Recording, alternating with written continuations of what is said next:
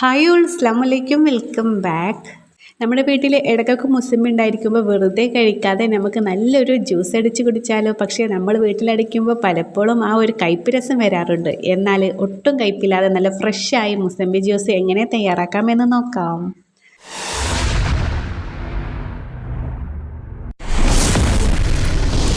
ഒരു മുസമ്പി എടുത്തിട്ടാണ് കേട്ടോ ഞാനിവിടെ കാണിച്ചിരിക്കുന്നത്. നല്ല പഴുത്തൊരു മുസമ്പിയാണ്. അപ്പോൾ നിങ്ങൾക്ക് കൂടുതൽ ജ്യൂസൊക്കെ വേണമെന്നുണ്ടെങ്കിൽ 1, 2, 3 ഒക്കെ എടുക്കാവുന്നതേ ഉള്ളൂ. ഇനി ഇതിൻ്റെ തൊലിയൊക്കെ കളഞ്ഞ് നമുക്ക് കുരും ഒന്ന് റിമൂവ് ആക്കിയിട്ട് ചെറുതായി ഇങ്ങനെ കട്ടാക്കിയിട്ട് ഒരു പ്ലേറ്റിലെടുക്കാം. ഇനി ഒരു മിക്സിയുടെ ജാർ എടുത്തിട്ട് ഇതിൽ നമുക്ക് മുഴുവനായിട്ട് ചേർത്തി കൊടുക്കാം. മുസമ്പി ജ്യൂസ് അടിക്കുമ്പോൾ നമ്മൾ എപ്പോഴും ശ്രദ്ധിക്കേണ്ട കാര്യമാണ് കുരു കളയുന്ന കാര്യത്തിലാണ് കേട്ടോ. ജ്യൂസിന് കയ്പ്പ് വരാനുള്ള പ്രധാന കാരണം ഈ കുരുകളാണ്.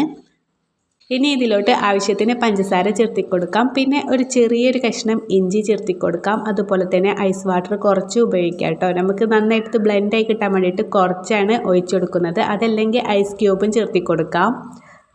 ഇതാട്ടോ നന്നായിട്ട് അടിച്ചെടുത്തിട്ടുണ്ട്. നല്ല പതഞ്ഞ് വന്നിട്ടുണ്ട് കേട്ടോ. ഇനി നമുക്ക് ഇതിലോട്ട് കുറച്ചും കൂടി ഐസ് വാട്ടർ നമുക്ക് ഒഴിച്ചു കൊടുക്കാം. വീണ്ടും ഒന്ന് മിക്സാക്കി എടുക്കാം കേട്ടോ. ഇനി നമുക്ക് ഇതൊരു അരിപ്പ് ഉപയോഗിച്ച് നന്നായി അരിച്ചെടുക്കാം. ഇങ്ങനെ ചെയ്യുന്ന വഴി അതിലുള്ള ചെറിയ ചതഞ്ഞ ഭാഗങ്ങളും ആ ഇഞ്ചി കഷ്ണങ്ങളും ഒക്കെ ഉണ്ടായിരിക്കും. അതൊക്കെ ഒന്ന് സ്മൂത്തായി ജ്യൂസ് നമുക്ക് കിട്ടും. അരിച്ചെടുക്കുമ്പോൾ ഒരു സ്പൂൺ ഉപയോഗിച്ച് ചെറുതായി അമർത്തി കൊടുത്താൽ മാക്സിമം ജ്യൂസ് നമുക്ക് അതിൽ തന്നെ വേർതിരിച്ചെടുക്കാൻ പറ്റും. ഇഞ്ചി ചേർക്കുമ്പോൾ നല്ല ഫ്രഷായ ഇഞ്ചി ചേർക്കാൻ നോക്കുക. എന്നാലേ ഉള്ളൂ നല്ലൊരു ഫ്രഷ്നെസ്സും പ്രത്യേക രുചിയും നൽകുന്നത്. കൂടാതെ ദഹനത്തിനും ഇത് വളരെ നല്ലതാണ്. ഇഞ്ചിയുടെ ആ ഒരു ചെറിയ എരിവും മുസമ്പിയുടെ മധുരവും കൂടി ചേരുമ്പോൾ നല്ലൊരു കോമ്പിനേഷൻ ആയിരിക്കും. നമ്മൾ മുഴുവനായിട്ടും അരിച്ചെടുത്തിട്ടുണ്ട്. ഇതത്രയേ ഉള്ളൂ കേട്ടോ. ഒട്ടും കയ്പില്ലാത്ത ഈ മുസമ്പി ജ്യൂസ് റെസിപ്പി എല്ലാവർക്കും ഇഷ്ടപ്പെട്ടെന്ന് കരുതുന്നു.